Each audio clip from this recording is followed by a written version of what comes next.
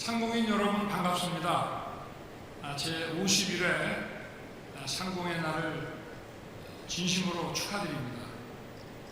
저는 기업인 여러분들을 만날 때마다 늘 고맙게 생각하고 있습니다.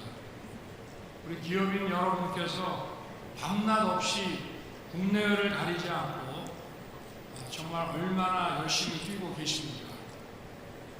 여러분께서 더 열심히 마음껏 뛰실 수 있도록 뒷받침해 드리는 것이 저와 정부의 역할이라고 생각하고 있습니다. 또 한편으로는 이 역할을 어떻게 하면 좀 더 잘할 수 있나 고민도 하고 또 무거운 책임감도 느끼고 있습니다. 특히 최근 공급망 분절과 글로벌로 WTO 체제가 흔들리면서 정부와 기업이 함께 뛰는 것이 그 어느 때보다 중요해졌습니다. 수익이 많이 나는 대형 사업들은 상대국에서도 정부가 관여해서 발주하는 경우도 많고, 그래서 각국 정부와 좋은 외교 관계를 맺는 것도 점점 더 중요해지고 있습니다. 저는 취임하고 지난 한 1년 10개월 동안 이런 공급망 분절 블록화 상황에 적극 대응하면서 우리 경제 환경을 혁신하기 위해 나름 최선을 다해왔다고 생각합니다. 우리 기업인 여러분께서도 원팀 코리아로 정말 열심히 함께해 주셨습니다. 민간이 앞에 나서고 정부가 뒤에서 밀면서 힘을 모아 해외 시장을 개척하고 또 많은 분야에서 수주 높게 했습니다. 여러분의 끊임없는 도전과 혁신, 또 실패를 두려워하지 않는 기업가 정신이 우리 대한민국 경제 회복의 원동력이 되고 있습니다. 어려운 환경에서도 열심히 뛰어주시고 모두가 상생할 수 있도록 협력해 주신 여러분께 다시 한번 진심으로 감사드립니다. 앞으로도 저와 정부는 기업인 여러분을 뒷받침하면서 해외 시장 개척하고 우리 경제를 혁신시키는 데 최선을 다하겠습니다.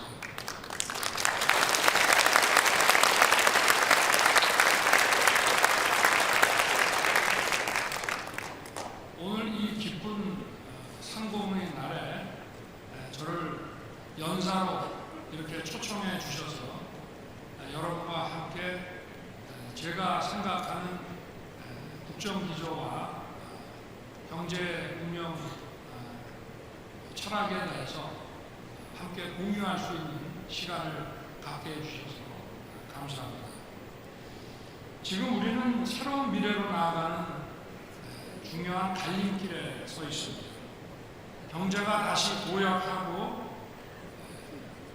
희망찬 역동적인 미래를 열어갈 수 있도록 지금 우리가 서 있는 위치가 어디인지 먼저 정확하게 진단하고 여기에 맞춰서 미래 이정표를 세워야 한다고 생각합니다.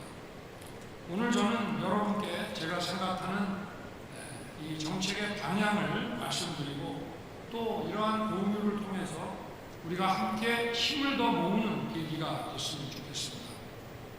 상공의 날은 1974년, 지금부터 50년 전에 처음 제정이 됐습니다. 그때와 비교하면 1인당 GDP는 563달러에서 33,000달러로 60배 가까이 늘었습니다. 수출은 44억 5천만 달러에서 이제 7천억 달러의 고지를 눈앞에 두고 있습니다. 현재 우리보다 수출을 많이 하는 나라는 세계에 5개 국가밖에 없습니다. 대한민국이 10대 경제 대국을 넘어 글로벌 중추 국가로 도약하고 있는 것입니다. 온 국민이 아낌없이 땀을 쏟아 이뤄낸 기적적인 성과이지만 그 길의 맨 앞에는 우리 기업이 있고 또 위대한 지도자가 있었습니다. 대한민국 건국부터 오늘까지를 돌이켜보면 역사의 고비마다 위대한 결단이 있었습니다. 1945년 광복을 맞았을 때 동력은 공산 전체주의를 선택했지만 우리는 이승만 대통령의 결단으로 자유민주주의와 자본주의 시장경제 체제를 토대로 대한민국을 건국했습니다. 그리고 1948년 정부 수립과 함께 농지개혁, 교육개혁, 정치개혁이라는 3대 개혁으로 오늘날 대한민국의 토대를 닦았습니다. 누구나 땅을 가질 수 있고 또 공부할 권리를 누리고 자유롭게 한 표를 행사하는 것이 지금은 너무나 당연한 것입니다만 그 당시에는 그야말로 혁명적인 결단이었습니다. 무엇보다 농지개혁은 자유민주주의와 자유시장 경제를 이 땅에 뿌리내린 경제혁명이었습니다. 1948년 1인당 국민소득은 35달러, 소장료는 60%, 농민의 85%가 땅 한 평 가지지 못한 소작농이었습니다. 유상몰수, 유상분배 원칙의 농지개혁을 통해 근대 국가 농민들이 자신의 땅을 갖게 된 것입니다. 땅 대신 지가증권을 받게 된 지주들은 산업투자의 새 길을 찾아 나섰습니다. 내 땅을 갖게 된 농민들은 대한민국의 든든한 버팀목이요 허리 역할을 하게 됐습니다. 광복 직후 문맹률은 78%에 달했습니다만 의무 교육이 시행된 지 8년 만인 1958년에는 78%에 달하던 문맹률이 4.1%로 떨어졌습니다. 교육의 중요성을 인지하고 6.25 전쟁 중에도 천막에서 교육의 끈을 놓지 않았던 결과입니다. 이러한 문맹률의 감소와 교육이 우리 경제 성장에 큰 토대가 되었으면 너무나 당연한 일이라고 하겠습니다. 또한 재헌헌법에서 여성과 남성의 평등한 참정권을 증명함으로써 여성의 사회 진출 기반도 마련했습니다. 우리나라가 여성 참정권을 인정한 것은 유엔 여성 참정권 협약 1953년의 유엔 협약보다 또 1971년 스위스보다도 빠른 것이었습니다. 또한 이승만 대통령은 당일리 3호기, 화천 수력 3호기 등 화력 수력 발전소를 건설했고 오늘날 우리 산업의 든든한 토대인 원자력 발전의 기반도 만들었습니다. 대부분의 발전소들이 북한에 있고 화석 연료는 부족하니까 일찍이 원자력으로 눈을 돌린 것입니다. 1956년 한미 원자력 협정을 체결하고 1959년 원자력원과 원자력연구소를 순차 설립했습니다. 또 원자력 인재를 양성하기 위해 대학에 원자력공학과를 만드셨습니다. 이를 이어받아 박정희 대통령께서 1969년 장기 원전 계획을 수립했고 1978년 4월 고리 1호기를 시작으로 우리나라는 지금 세계적인 원전 강국이 됐습니다. 박정희 대통령의 업적을 열거하자면 끝이 없겠습니다만은 패배주의에 빠져있던 국민들을 일으켜 세우신 것이 가장 큰 업적이라고 저는 생각합니다. 당시 전 세계 저개발 국가들이 수입 대체 경공업에 주력하고 있을 때 박 대통령은 하면 된다는 신념으로 전 세계적으로도 전무후무한 수출 주도 공업화 전략을 과감하게 추진하셨습니다. 1963년 외환이 바닥나고 세계은행과 주요 선진국들이 차관 지원을 하지 않을 때도 박 대통령은 파독 광고와 간호사 월급을 담보로 서독으로부터 최초의 상업 차관 1억 5천만 마르크, 약 4천만 불을 도입해서 수출 입국에 시동을 걸었습니다. 그 후 수출만이 살 길이라는 구호 아래 16년 동안 무려 180회가 넘는 수출 전략 회의를 직접 주재하셨습니다. 한 달에 한 번꼴로 한 것입니다. 이 회의에 관료들뿐 아니라 기업인들도 참석해서 대통령에게 직접 건의하면 그 자리에서 즉각 논의하고 해답을 내주고 수출 드라이브를 걸었습니다. 그렇게 해서 1964년 수출 1억 달러를 달성하고 불과 13년 만인 77년에 100억 달러의 수출 위협을 달성했습니다. 작년 2023년 초 우리 정부 첫 번째 부처 업무 보고 때 기업인, 전문가, 정책 수요자들을 참여시켜 함께 부처 업무 보고를 받고 다양한 의견 개진과 토의를 했습니다마는 이것은 제가 박정희 대통령의 수출 전략 회의 자료를 산업부 창고에서 가져다가 가득 쌓인 먼지를 털어내며 꼼꼼히 읽고 나서 벤치마킹 한 것입니다. 올해는 민생 토론회를 통해 부처와 부서의 벽을 완전히 허물고 정책 공급자 중심이 아닌 수요자 중심으로 정책 아젠다를 설정해서 함께 문제를 해결해 나가고 있습니다. 최근 다큐멘터리 영화 건국전쟁이 관객 116만 명을 돌파했습니다. 많은 국민들께서 이승만 대통령을 비롯한 우리 현대사를 다시 보는 계기가 되었다고 합니다. 이승만이 놓은 레일 위에 박정희의 기관차가 달렸다는 말처럼 두 대통령의 위대한 결단이 오늘의 번영을 이룬 토대가 됐습니다. 이 두 대통령과 함께 우리가 기억해야 할 위대한 기업인들도 계십니다.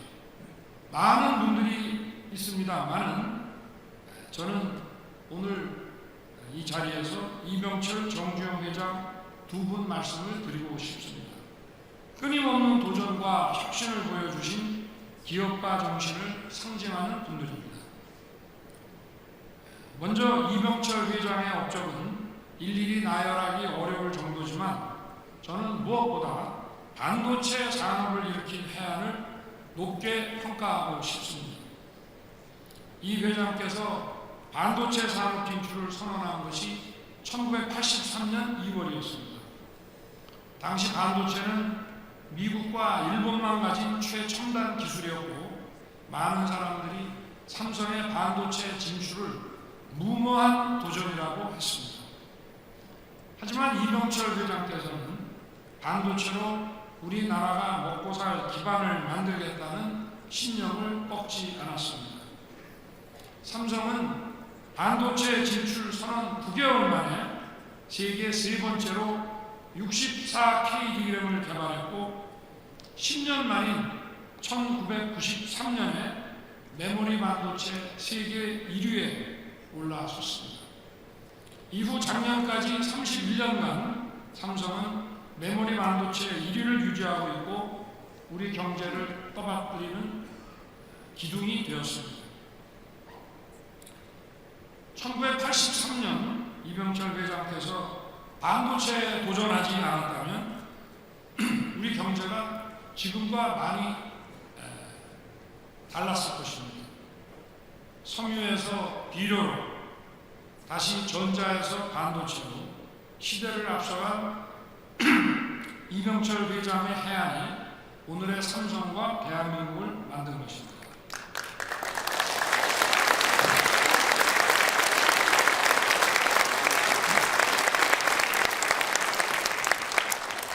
정주영 회장님의 도전 정신 또한 우리 경제 발전의 견인차였습니다. 1971년 정 회장께서 조선소 건설을 계획했을 때 막대한 자본이 필요했지만 가난한 나라의 경험 없는 기업에게 돈을 빌려줄 나라는 없었습니다.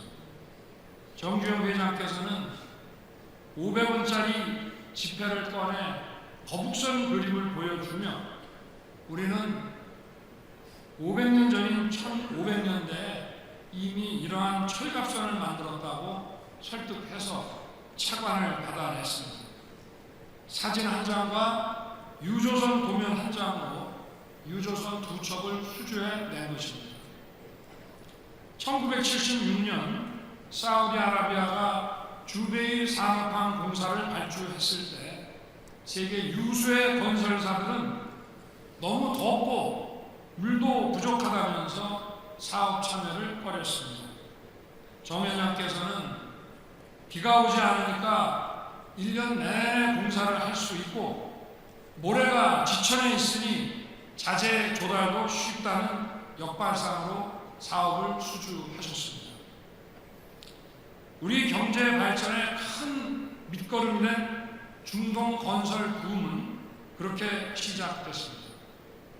이처럼 정주영 회장께서는 조선 신화와 중동 건설 신화를 거쳐 호니 신화에 이르기까지 불굴의 도전을 멈추지 않으셨습니다.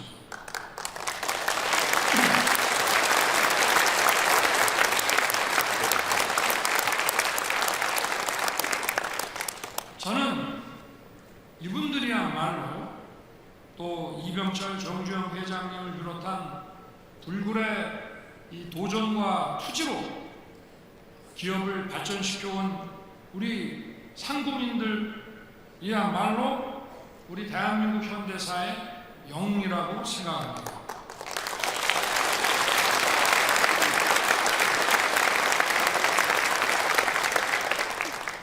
우리 영웅들의 결단과 도전을 지금 되돌아보면서 우리가 나아갈 미래를 설계하는 토대로 삼아야 합니다. 선대의 가장 위대한 유업은 우리의 헌법 정신인 자유민주주의와 자유시장 경제를 이 땅에 뿌리내려 키워온 것입니다. 광복 이후 우리의 역사는 한결같이 자유민주주의와 자유시장 경제를 지키고 발전시키기 위한 분투였습니다. 이러한 선대의 위엄을 계승하고 발전시켜 더 좋은 나라를 만들고 물려주는 것이 이 시대를 살아가는 저와 여러분에게 주어진 역사적 책무라고 생각합니다. 그런데 우리가 산업화를 넘어 민주화를 이루어내는 과정에서 자유시장 경제에 대한 오해와 왜곡이 우리 사회에 퍼진 안타까운 측면이 있습니다. 자유시장 경제의 자유는 강자가 약자를 마음껏 약탈하는 자유가 아닙니다. 책임과 윤리가 따르는 자유이고 공정하게 경쟁해서 국민 후생을 극대화하고 공정한 배분이 이루어지는 시스템을 말하는 것입니다. 그런데 정치 이념적인 왜곡과 선동이 만연하면서 이념 편향적인 정책이 우리 경제를 흔들기도 했습니다. 탈원전 정책이 대표적인데 원전은 그냥 발전소가 아닙니다. 값싸고 품질 좋은 전기를 생산해서 우리 산업과 경제의 토대가 되는 것입니다. 원전이 있었기 때문에 우리가 반도체 산업도 키울 수 있었고 모든 산업의 경쟁력을 갖출 수 있었고 성장과 번영을 국민 모두가 공유할 수 있었습니다. 그런데 탈원전 정책을 밀어붙여 원전 생태계를 무너뜨린 결과로 그 피해가 우리 산업과 국민 전체에게 돌아갔습니다.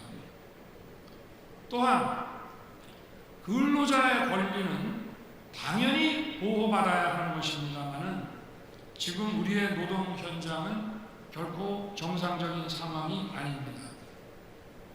이념으로 무장한 기득권 노조 카르텔로 인해 노동 현장에 불법이 판을 치고 노동시장의 이중 구조가 심화되면서 힘없는 미조직 근로자들은 오히려 더 열악한 처지로 내몰리고 있습니다. 또 건국 이래 70년간의 누적 국가 부채가 600조 원이었는데 재정 만능주의에 빠진 무분별한 포퓰리즘으로 불과 5년 만에 400조 원이 늘어 1000조 원을 넘어서고 있습니다. 정부는 선심을 쓰고 청구서는 미래 세대에게 넘겨버린 것입니다. 더욱이 우리나라는 기축통화 국가가 아니기 때문에 GDP에 비해 과도한 국가 채무는 국채와 회사채 금리를 올려 경제에 어두운 그림자를 드리우게 되어 있습니다. 결국 자유시장 경제 체제에 대한 이해 부족, 그리고 그릇된 이념에 사로잡힌 무원칙과 포퓰리즘이 우리 경제의 어려움을 가중시켜 온 것입니다. 세계사를 살펴보면 자유시장과 자유주의 정치 시스템이 있는 곳에서 번영과 풍요가 꽃을 피웠습니다. 저는 무너진 헌법 가치를 바로 세우고 자유민주주의와 시장경제 체제를 복원하여 더욱 강화하는 것이 대통령의 가장 큰 책무라고 생각합니다.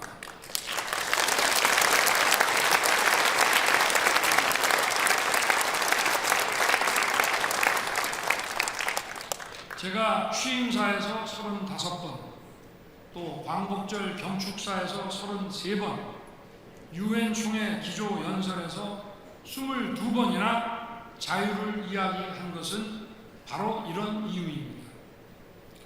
그런 측면에서 저는 오늘 여러분과 함께 자유의 참된 의미를 생각해 보려고 합니다. 자유의 가장 기본적이고 소극적 의미는 다른 사람이나 국가 공권력으로부터 방해받지 않는 것입니다. 하지만 우리는 여러 사람과 공존하며 살아가기 때문에 다른 사람의 자유도 존중해야 합니다. 나 하나의 자유를 넘어 사회 구성원들이 공존하는 자유가 진정한 자유인 것입니다.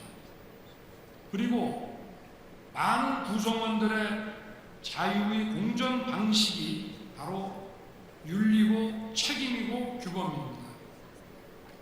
윤리, 책임, 규범을 지키지 않고 도외시하는 것은 자유가 아니라 방종입니다. 한편 더 근본적이고 자발적인 자유의 공존 방식은 박애와 연대의 정신입니다. 1963년 베를린 연설에서 존 F 케네디 대통령은 단 한 명이라도 노예 상태에 있다면 모두가 자유롭지 못한 것이라고 했습니다. 어떤 사람이든 자유롭기 위해서는 방해받지 않는 차원을 넘어 부족함 없이 자아를 개발할 수 있어야 합니다. 제대로 된 공정한 기회를 누려야 진정한 자유인이라고 할 수 있습니다. 그래서 필요한 것이 박애와 연대이고 자유인끼리 서로 도와야 하는 것입니다. 이런 측면에서 자유를 지키고 확장하는 공존의 방정식이 중요합니다. 사회의 모든 자유를 더한 값을 지속적으로 증대시켜 가면서 구성원 한 사람 한 사람이 공정하게 그 자유를 누리도록 해야 합니다. 저는 이러한 공존의 방정식을 풀기 위해 정부가 존재하는 것이라고 생각합니다.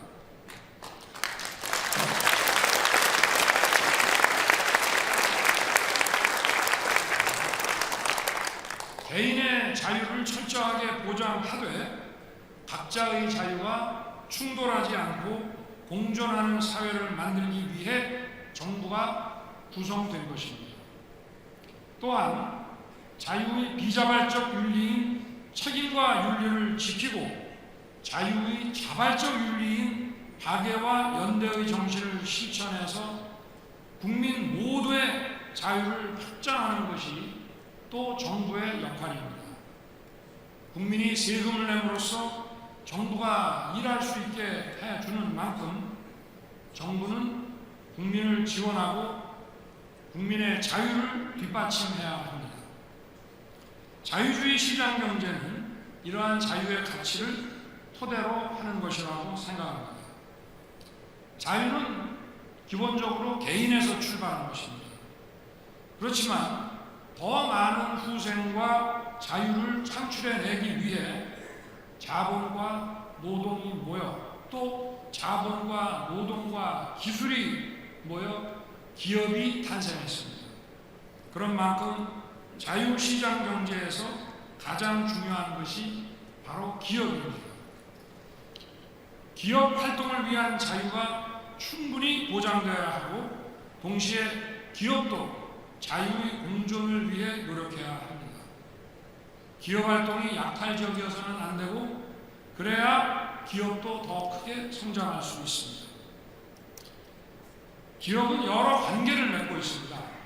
기업과 기업, 또 기업과 소비자의 관계는 물론 기업 내부로는 근로자, 주주와의 관계가 있고 정부와도 관계가 있습니다. 또 직접적인 것은 아니더라도 전체 국민과의 관계도 있고 글로벌 기업들은 세계 시민들과의 관계도 갖고 있습니다. 그런 측면에서 기업활동의 자유는 윤리와 책임, 연대의 바탕을 둬야 합니다. 기업이 윤리, 책임, 연대의 정신을 잘 지켜나갈 때 소비자들은 그 기업과 제품을 더 좋아하고 더 많이 찾게 됩니다. 또 다른 기업들은 물론 정부도 그 기업에 더 큰 신뢰를 갖게 되고 함께 일하고 도와주고 싶어 할 것입니다. 단순히 매출 증가를 넘어서서 이처럼 협력의 범위가 확장되면서 아이디어도 많아지고 기업이 더 크게 성장하게 되는 것입니다. 특히 지금은 개별 기업의 역량에 더해 네트워크를 통한 가치 창출이 기업 경영의 핵심 요소가 되고 있습니다. 네덜란드 회사 ASML은 한 대에 수천억이 넘는 EUV 노광 장비를 생산하는 기업입니다. 이 기계를 사기 위해 글로벌 반도체 기업들이 순서를 기다리고 있습니다. 그런데 이 기계는 ASML이 20년에 걸쳐 전 세계 5,100개 협력사들의 기술을 네트워크로 연결해서 만들어낸 것입니다. 독점적인 기술을 갖는 것도 중요하지만 윤리와 책임, 연대, 신뢰를 실천하면서 광범위한 네트워크를 구축할 때 더 큰 수익을 창출할 수 있는 것입니다. 자유주의 시장 경제와 정치적인 자유민주주의는 동전의 양면과 같습니다. 자유시장 경제를 지키기 위해 발전한 시스템이 바로 자유민주주의입니다. 자유시장 경제 시스템이 정치적으로는 자유민주주의로 결국 같은 것입니다. 따라서 자유시장 경제를 발전시켜온 우리의 역사는 그 자체로 자유민주주의 발전 과정이었다고 할 수 있습니다. 자유시장 경제를 발전시켜온 우리 기업인들이 정치적 민주화의 진정한 공로자인 것입니다.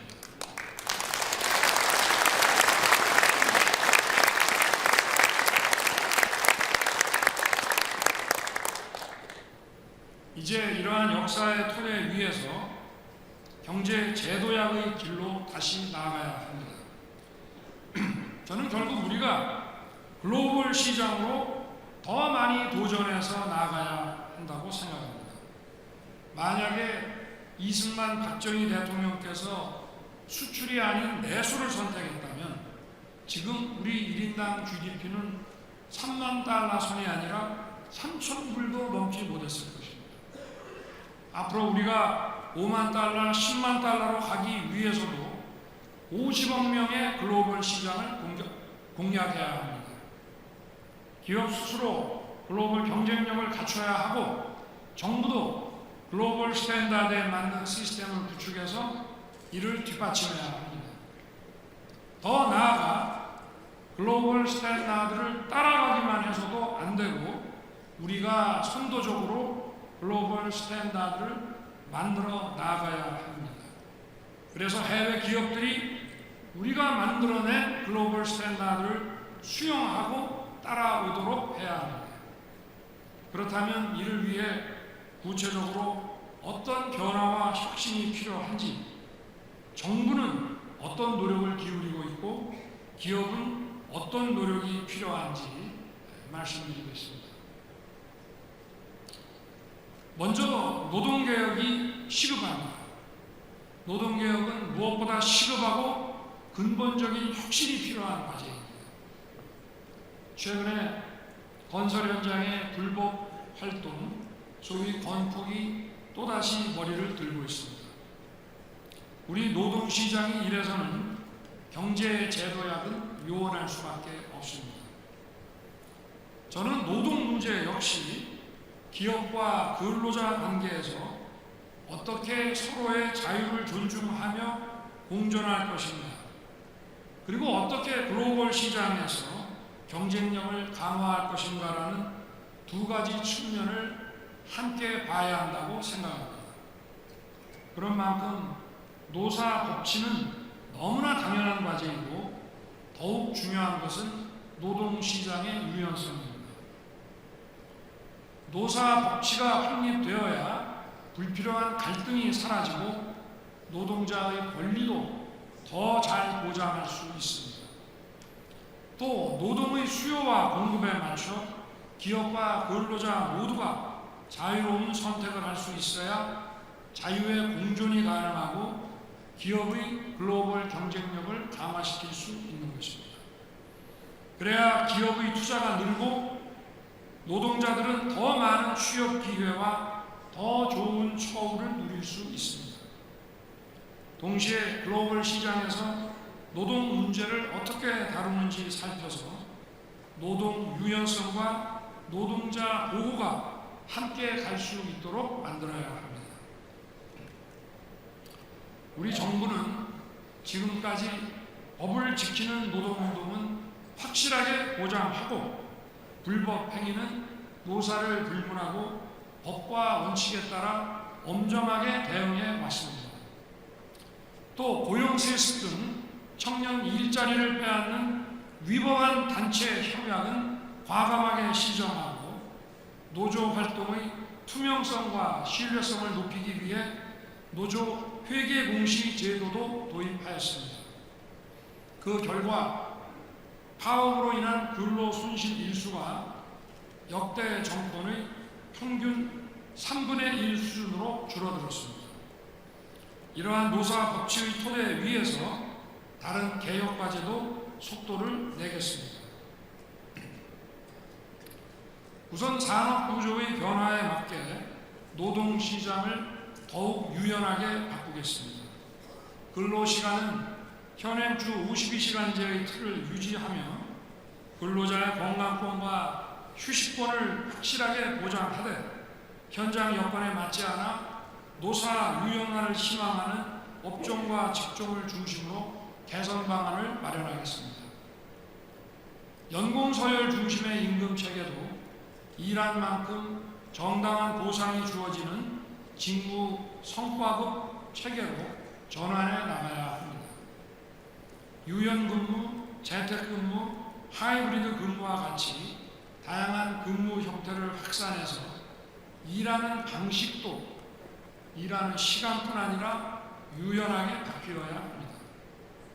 지난 2월 6일 경사노위가 새롭게 출발했는데 노사 모두를 위한 유연화 방안을 심도 있게 논의해서 합리적인 대안을 모색하는 것은 제가 옆에서 보기에도 매우 기쁘고 반가운 일이었습니다. 노동시장의 이중구조를 개선하는 것도 시급한 과제입니다. 우리나라는 세계에서 손꼽을 만큼 노동시장 이중구조가 심각하고 조직화되지 않아서 보호받지 못하는 노동 약자들이 너무나 많습니다. 동일한 노동에 대한 보상 체계가 공정하지 못하다면 결코 자유롭고 정의로운 시장이라 할 수 없습니다. 지난해 2월 조선업 상생협약을 시작으로 원화청 상생 노력이 자동차, 석유화학 등 다양한 업종으로 확산되고 있습니다. 정부도 노사 간 자율적인 상생 노력을 적극적으로 뒷받침하겠습니다.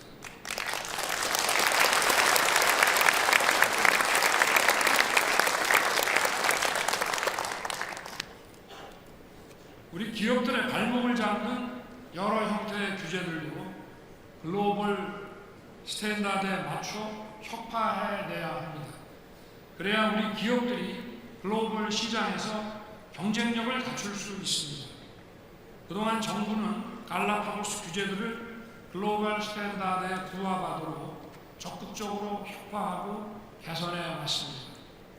대표적인 그 킬러 규제인 화관법상의 화학물질 규제를 EU 수준으로 개선했습니다. 외국 금융기관의 외환시장 참여를 허용하고 외환 개장 시간을 런던 시장 마감인 새벽 2시까지 연장하는 등 외환시장 개방도 적극 추진하고 있습니다. 비대면 진료도 시범 사업만 할 것이 아니라 세계 시장의 추세에 맞게 조속히 제도로 정착시키겠습니다. 시대 변화에 뒤처진 낡은 규제도 과감하게 걷어내고 있습니다. 전통 제조업 중심 산업단지에 청년들이 선호하는 첨단 신산업에 입주할 수 있도록 산업단지 입지 규제를 30년 만에 전면 개편했습니다. 도입된 지 50년이 넘는 그린벨트는 지역의 전략산업 투자를 위한 부지로 활용할 수 있도록 해제 기준과 해제 총량 기준을 바꾸고 있습니다. 대형마트 의무 휴업일 규제와 같이 기업과 소비자의 선택을 제약하는 낡은 규제도 원점에서 재검토하고 있습니다.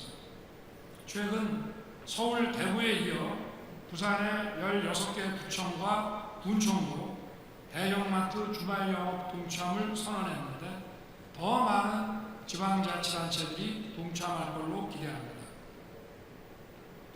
신산업은 이를 뒷받침할 제도가 없어 사업에 착수조차 하지 못하는 경우가 많습니다. 자율주행, 드론 같은 분야가 제도의 뒷받침이 늦어 혁신의 발목을 잡는 대표적인 사례라고 하겠습니다. 혁신 기술로 신산업에 도전하는 기업들이 제도의 뒷받침이 없어 포기하는 일이 없도록 일정 기간 실증 특례, 임시 허가를 부여하는 규제 샌드박스를 더욱 활성화하겠습니다. 저는 취임 이후 킬러 규제를 포함하여 1,700여 건의 규제 개선을 완료했습니다. 기업의 투자를 막는 불합리한 규제는 끝까지 추적해서 뿌리 뽑겠습니다. 아울러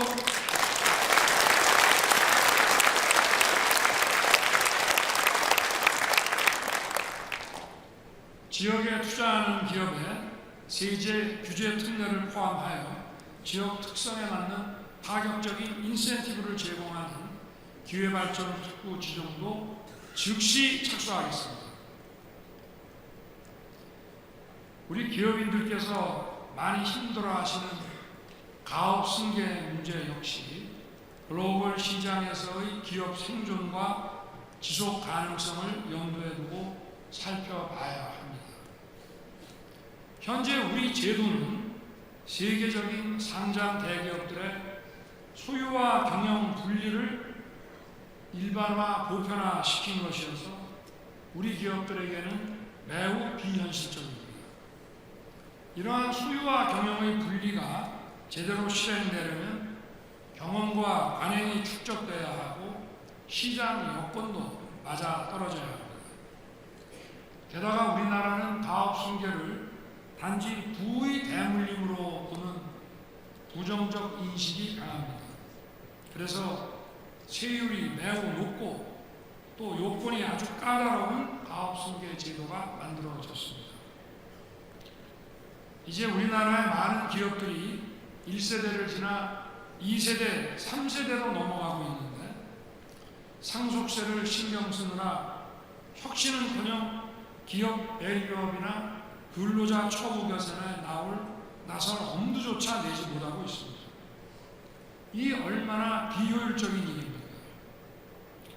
누가 이런 현실에서 마음 놓고 기업에 투자하고 글로벌 시장에서 경쟁할 수 있겠습니까?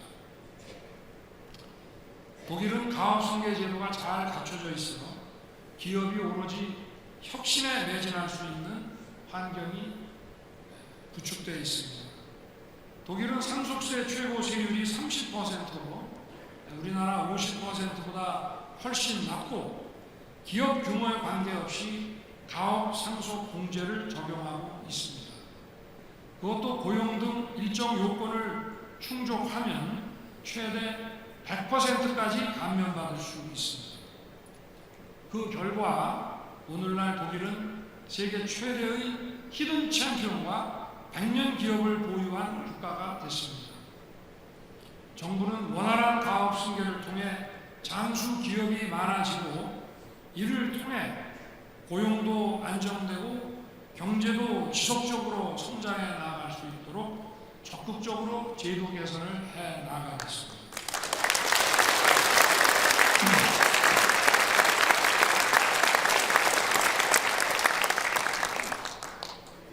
우리 기업인 여러분과 함께 노력해서 바꿔나가야 할 과제가 있습니다.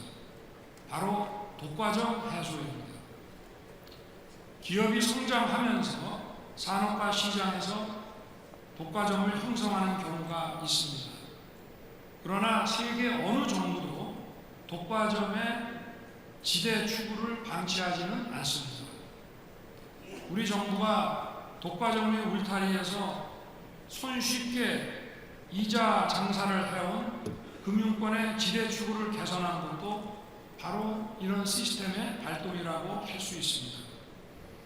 우리나라 은행의 이자 수익은 60조에 이르고 이 가운데 5대 은행의 이자 수익은 40조 원이 넘습니다. 그런데 세계 은행 순위에서 50위 이내에 우리나라 은행은 단 한 곳도 없습니다. 결국 독과점 구조에 지대 추구에 안주한 결과입니다. 앞으로 금융산업이 더욱 과감한 혁신에 나서야 합니다.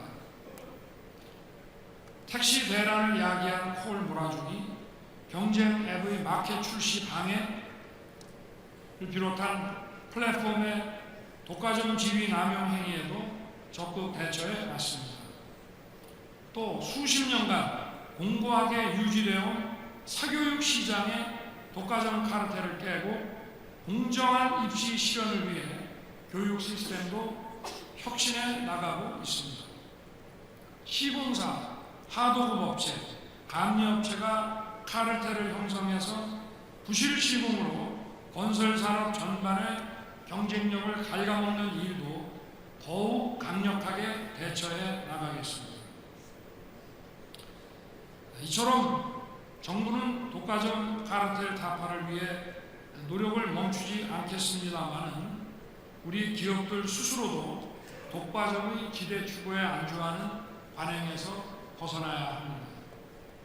독과점 기업은 당장은 돈을 벌기 쉽지만 결국은 살아남기 어렵습니다. 기업이 발전하려면 끊임없이 경쟁하며 변화하는 소비자 선호와 글로벌 트렌드에 맞춰 계속 혁신해 나가야 합니다. 그런데 독과점 지대 추구에 안주하면 기업에서 혁신이 사라집니다. 더 큰 시장에서 생존할 수 없습니다. 우리 기업인들께서 더 멀리 바라보고 공정하게 경쟁하며 혁신을 지속해 주실 것이라고 믿습니다.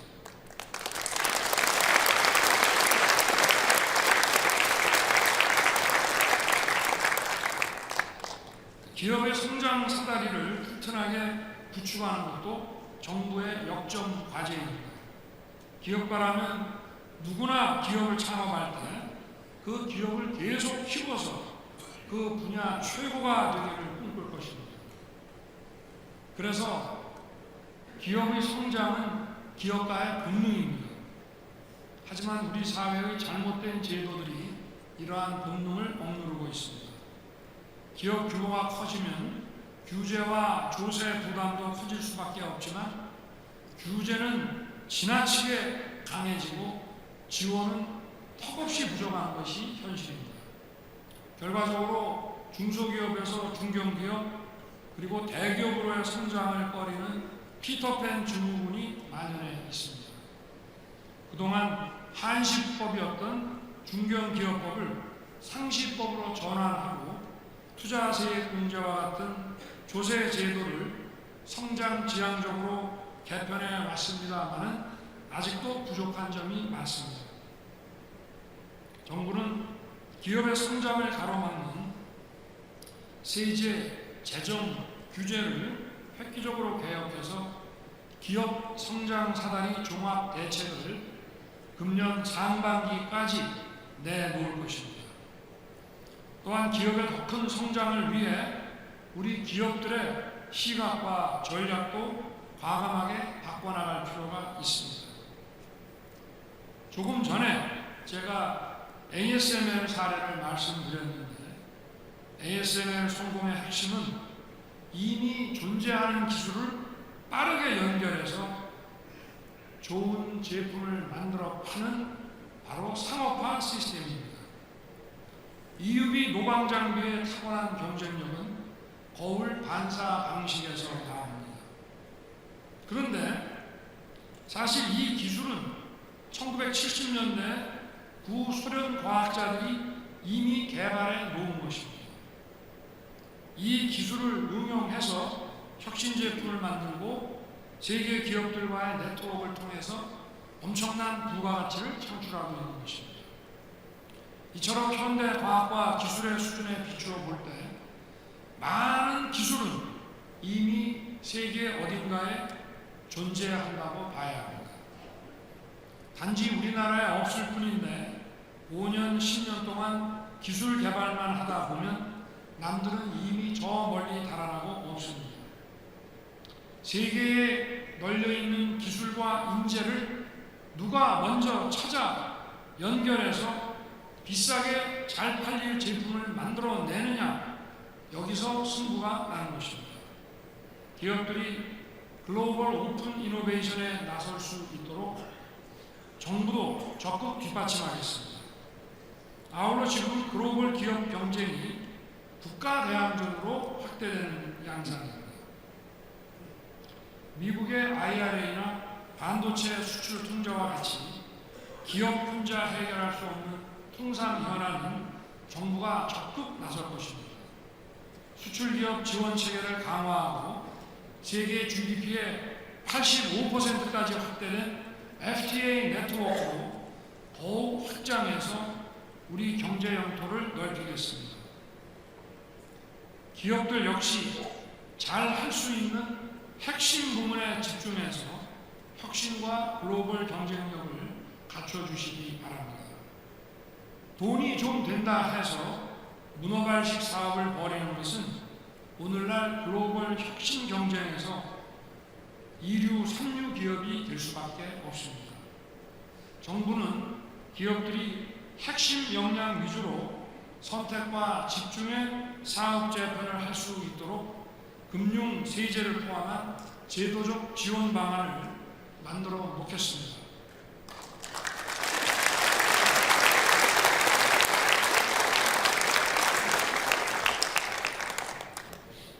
마지막으로 자유에는 반드시 책임과 윤리가 따른다는 사실을 다시 한번 강조하고 싶습니다. 말씀드린 대로 저와 정부는 기업의 자유, 기업 활동의 자유를 보장하는 데 최선을 다할 것입니다. 기업도 경제 활동의 자유를 보장해 주는 공동체 사회의 일원으로서 자유의 공존 방식인 윤리와 책임을 이행해야 한다고 생각합니다. 특히 글로벌 기업, 선도 기업일수록 그러한 사회적 책임이 큽니다. 대기업이 우월적 지위를 남용해서는 안 되고 산업 생태계의 리더로서 역할을 다해야 합니다. 또한 정부의 노동개혁에 맞춰 기업들도 보다 적극적으로 일자리를 창출함은 물론 노동권 보호에도 최선을 다해 주시기 바랍니다. 그리고 저출산, 지역균형 발전과 같이 우리 사회가 당면한 현안 해결에도 기업들이 공동체 일원으로서 적극 동참해 주시기를 부탁드립니다. 최근 여러 기업에서 과감한 출산 장려 정책을 펼쳐주시고 취약계층 지원과 지방 살리기에도 많은 기업들이 적극 나서 주셔서 대통령으로서 정말 고맙게 생각하고 있습니다. 기업이 사회적 책임을 실천하면 소비자의 신뢰가 높아지고 기업 이미지가 개선되어 기업의 장기적 이익에도 부합하는 만큼 오늘 상공의 날을 맞아 자유시장 경제의 의미를 우리 모두 함께 새기며 진정한 자유와 책임에 대한 생각을 공유하는 계기가 됐으면 좋겠습니다.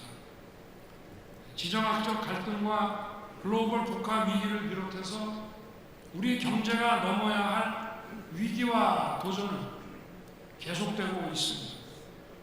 무엇보다 우리 경제의 성장 엔진을 재정화해야 됩니다. 성장을 해야 일자리가 생기고 월급이 올라가고 승진도 빨라집니다. 성장을 해야 사회 이동성이 높아져서 국민 누구나 오늘보다 더 나은 내일을 기대할 수 있습니다.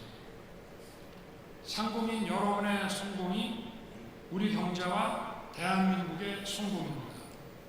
저는 여러분과 함께 가장 기업하기 좋은 나라, 기업가가 가장 존경받는 나라를 함께 만들어 보겠습니다.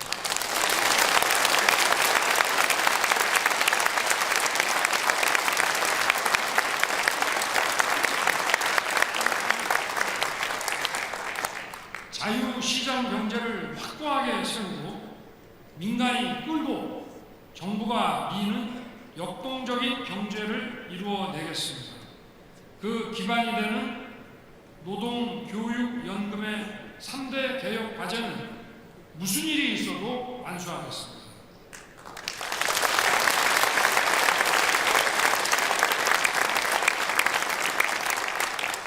상공인 여러분, 저와 우리 정부를 믿고 마음껏 기업 활동을 하시고 해외 시장에서 계속 도전해 주시고 좋은 일자리 많이 만들어 주십시오.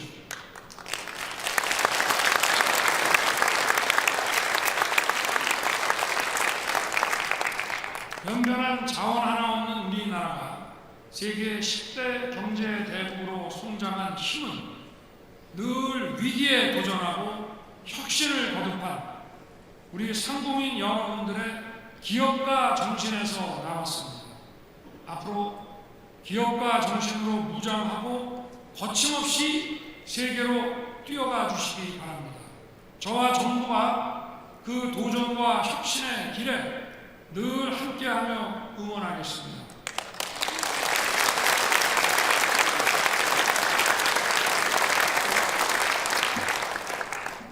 대한민국의 새로운 도약을 위해 모두 힘차게 뛰어봅시다. 감사합니다.